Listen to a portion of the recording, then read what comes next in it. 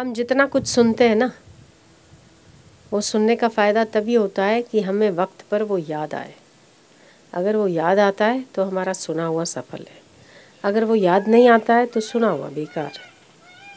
हम बार बार एक ही चीज़ कहते हैं कि आप जितना भोजन करो, वो भोजन आपने 200 ग्राम या 250 ग्राम किया वो महत्वपूर्ण नहीं है, पर आपको डाइजेस्ट कितना हुआ वो ज़्यादा इम्पॉर्टेंट है।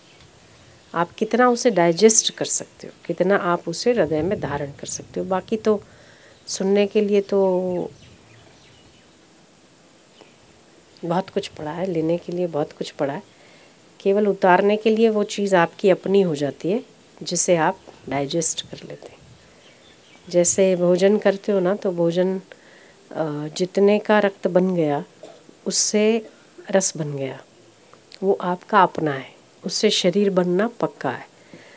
पर जिसका रस नहीं बना, जिसका रक्त नहीं बना, जिसका मज्जा नहीं बनी, जिसका हड्डियाँ नहीं बनी, जिसकी सप्त धातु में से एक भी धातु नहीं बनी, वो क्या हो गया? वेस्ट हो गया।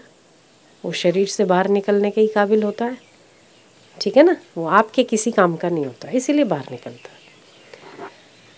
ऐसे ही हम जितना सत्संग सुनते हैं, उतना हम जितना ग्रहण कर सकते हैं या हम जितना चल पाते हैं उतना ही हमारा है। बाकी तो सब यूँ एक कान से सुन के दूसरे कान से निकाल देते हैं।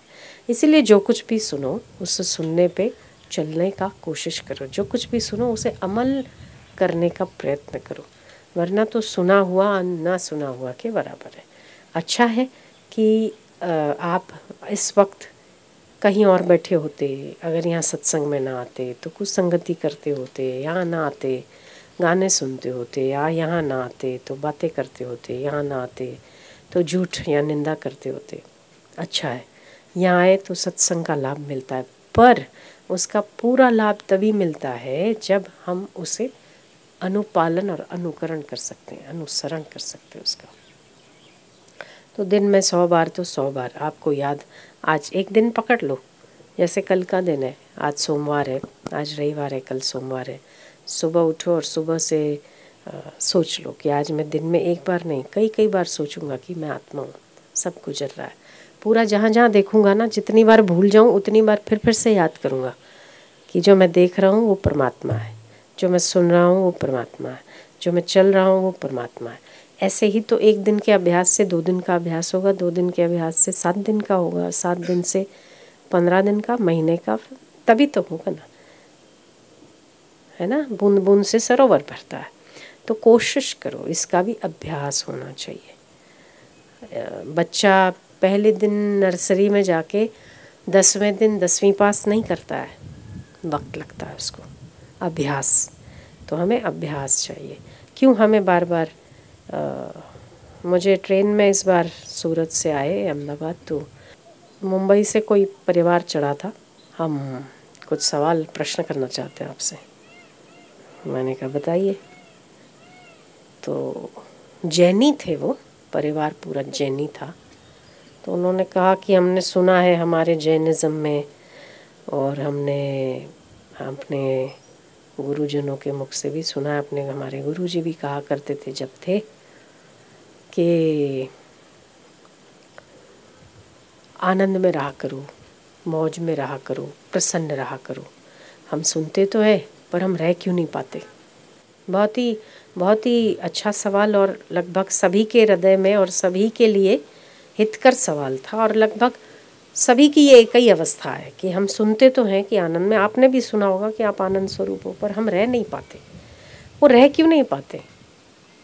तो रह हम इसीलिए नहीं पाते क्योंकि हम पर प्रभाव दूसरों का ज़्यादा पड़ता है, अपने आप का प्रभाव हम पर नहीं पड़ता है। सबसे पहले तो हमें अपने आप पर भरोसा नहीं है कि हम आनंद स्वरूप हैं, ये हम मानते नहीं हैं। वास्तविकता में हम मानते नहीं हैं। हम समझते हैं कि आनंद स्वरूप दूसरा है, हम तो दुखियारे हैं, है ना। इसीलिए तो हमें आनंद दूसरों में दिखता है, अपने में नहीं। दूसरी जगह पर दिखता है, यहाँ नहीं। वहाँ दिखता है पर इधर नहीं।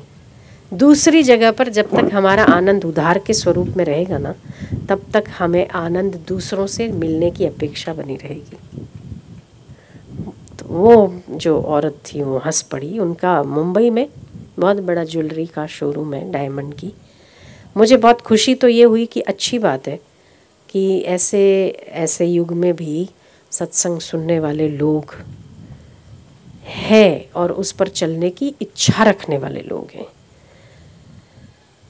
उसने मुझे कहा कि मैंने आपको पहले भी देखा है, यूट्यूब पे सुनते हैं और आपके प्रवचन हमें अच्छे लगते हैं। आज ऐसा मौका मिला कि आप सामने मिल गए तो सोचा आपसे पूछ लेते।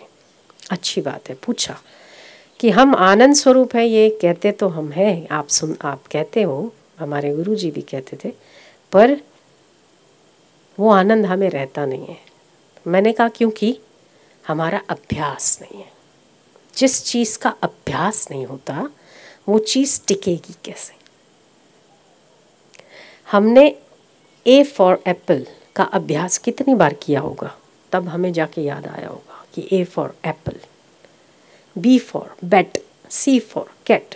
ये तो बिल्ली और चूहे और कुत्ते और ये याद रखने का था, ठीक है ना। उसमें भी बार बार टीचर पूछती थे, बेटा ए फॉर, आप कुछ और बोलते थे तो खड़ा रख देती थी। याद है ना आपको? आप भी कई बार खड़े हुए होंगे, हम भी खड़े हुए होंगे। 1 ऐसा लिखते हैं तो 1 से 10 की गिनती लिखने के लिए हमें कितनी बार अभ्यास करवाया जाता था। स्लेट और पेन, आज क्या चलता है मुझे नहीं पता, पर उस स्लेट पर 100 बार लिखने को देते थे अगर आप 1 से 10 तक की गिनती भूल जाते तो। ठीक है ना। 1 2 3 4 5 6 7 8 9 10 बेटा लिखो। और अगर आप कोई एक 6 भूल गए लिखना और आप कूद पड़े, आपने जंप मार दिया, 5 के बाद सीधा 7 लिख दिया, तो आपको 100 बार 6 लिखना पड़ेगा। ये आपकी सजा होती थी, आपको पता है। ठीक, अगर आपने दोबारा गलती की तो 200 बार लिखने को आता। अगर तीसरी बार गलती की तो खड़े होकर आपकी इज्जत उतार दी जाती कि इसको अभी तक 6 नहीं आया, और लोग आपकी उड़ाते थे कि 6 नहीं आया आपको लिखना, ये डब्बू है, आपको 6 लिखना नहीं आया। तो मेरा ये कहना है कि आप 1 से 10 तक की गिनती लिखते हो, या कुत्ता बिल्ली घोड़ा गधा जब आपको याद रखना होता है तो आपको कितनी बार उसका अभ्यास करना पड़ता है, यूं ही तो नहीं आ जाता। जबकि आप कुत्ता कितनी बार देख चुके हो, जबकि कैट आप कितनी बार देख चुके हो, पर सी फॉर कैट आपको ये नहीं पता है, वो आपको सीखना पड़ता है कि सी फॉर कैट होता है, डी फॉर डॉग होता है। ठीक है ना। तो केवल एक कुत्ता और बिल्ली सीखने के लिए हमें इतना वक्त लग जाता है। तो आप क्या समझे कि हम आनंद स्वरूप हैं, इसको पक्का करने के लिए एक बार सुनना भर पर्याप्त थोड़ी होता है, उसका अभ्यास होना पड़ता है। तो हमारे अभ्यास की कमी है, इसीलिए हम बार बार परेशान हो जाते हैं, इसीलिए हम बार बार भूल जाते हैं, और इसीलिए हम पर दूसरों का प्रभाव बार बार पड़ जाता है। और हमें लगता है आनंद ये नहीं, आनंद स्वरूप वो है, इसीलिए आनंद उसमें है। आनंद स्वरूप मैं नहीं, आनंद स्वरूप वो है। आनंद यहाँ नहीं, आनंद वहाँ है, इसीलिए बार बार भागते हैं। और जब जब हम बार भागते तब दुख उठाते। तो अभ्यास चाहिए। तो A for apple, B for bat, C for cat, इतना सा याद रखने के लिए इतनी बार हमें 100 बार लिखना पड़ता था, तब जाके आज याद है कि ए फॉर एप्पल होता है, सी फॉर कैट होता है, डी फॉर डॉग होता है। आज नहीं भूलते हम, क्यों? क्योंकि हमने अभ्यास किया है इसका। ठीक है ना। तो आनंद स्वरूप तो बहुत बड़ी बात है, बहुत ऊंची बात है, बहुत सूक्ष्म बात है। कुत्ते बिल्ली घोड़े गधे के लिए हम अभ्यास करते हैं, तो आनंद स्वरूप परमात्मा के लिए अभ्यास नहीं बनता क्या? बनता है। इसीलिए हर रोज और समस्त शास्त्र देखो, वेदांत देखो, एक ही बात को बार बार दोहराता है कि आप अगर आत्यंतिक दुखों की निवृत्ति चाहते हो तो बिना आत्मबोध के दुखों की निवृत्ति संभव नहीं है। उसका अभ्यास तो बनता है ना, अभ्यास करना चाहिए। हम जितना अभ्यास दृढ़ करते हैं उतना ही हमारा आनंद स्वरूप हमारे भीतर से प्रस्फुटित